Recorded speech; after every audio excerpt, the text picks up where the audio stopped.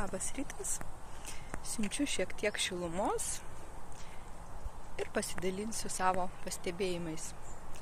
Kartais su fitoterapeutais, su aromaterapeutais savo ratelėje pasikalbam, kad šiuo metu, pastaruoju metu, augalai yra silpnesni, eteriniai aliejai neveikia taip, kaip turėtų būti.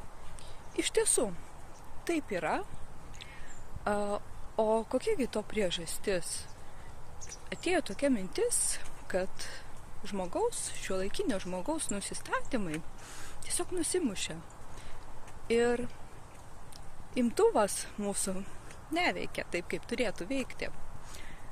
Bet tai pažiūrėkim, kaip gyvena šiuolaikinis žmogus. Jeigu mes gyvename betoninėse dėžutėse, laisvalaikį leidžiame betoninėse arba metalinėse dėžutėse, kiekvieną dieną pilame ant savęs didelius kiekius sintetikos su kosmetikos gaminiais, su buitinė chemija, naudojame sintetinę parfumeriją ir valgome sintetinį maistą su daug konservantų, o nuo gamtos atitolome ir netgi tuos savaitgalius, kai atrodytų galėtume praleisti gamtoje, iš tiesų retas tą pasirenka.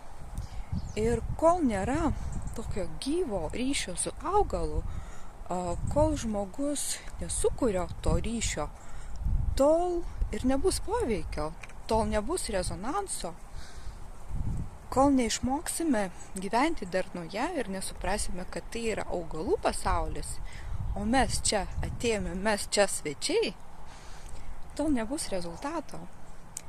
Paimkime hidrolatą, papurškėt ant odos, tarkim ant rankos. Ir dažniausiai jaučiate poveikį tik toje vietoje, tik ant rankos.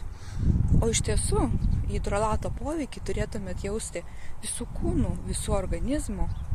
Turėtumėt įeiti į rezonansą, į sąveiką su augalu. Kažkokių patarimų, kaip jums elgtis, ką jums daryti, šiandieną aš jums neduosiu, nieko nereklamuosiu.